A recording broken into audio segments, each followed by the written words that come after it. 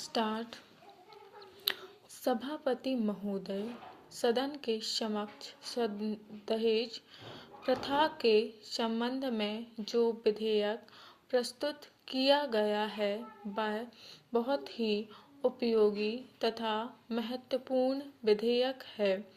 मैं इस सदन से निवेदन करना चाहता हूं कि इस विधेयक पर विस्तार से चर्चा की जाए और ऐसा कानून बनाने की सिफारिश की जाए जिससे समाज की इस बहुत बड़ी बुराई को जड़ से मिटाया जा सके। मैं यह भी मानता हूँ कि समाज की इस बुराई को कानून के द्वारा जल्दी दूर नहीं किया जा सकता है।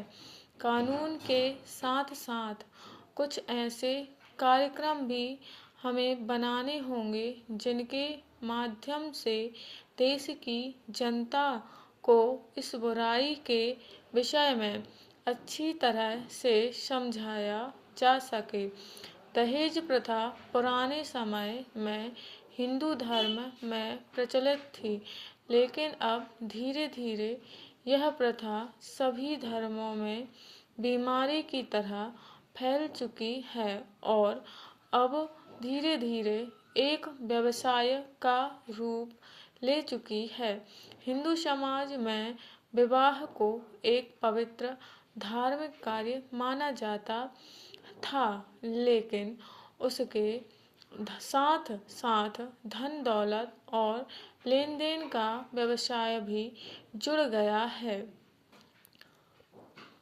महोदय, इस बुराई को दूर करने के लिए हमें कानून भी बनाना होगा और साथ साथ पूरे देश में इसके लिए हमें एक जनमत भी तैयार करना होगा जिससे लोग इस बुराई के विषय में अच्छी तरह से जान सकें। बाल विवाह को रोकने के लिए कानून बना हुआ है, लेकिन हम देखते हैं कि हजारों बाल विवाह हो रहे हैं जिसका पता ना तो सरकार को है और ना ही ऐसे लोगों को सजा मिलती है। इसलिए केवल कानून बनाकर बैठ जाना उचित नहीं है।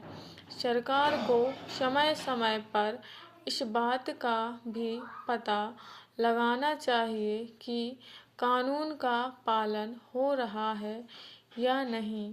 मैं आपसे निवेदन करना चाहता हूँ कि केवल कानून बनाने से सामाजिक बुराई को समाप्त नहीं किया जा सकता है। इस प्रकार की सामाजिक बुराई को समाप्त करने के लिए हमें समाज में जाकर काम करना होगा। आम जनता को घर घर जाकर दहेज जैसी बुरी प्रथा के विषय में जानकारी देनी होगी।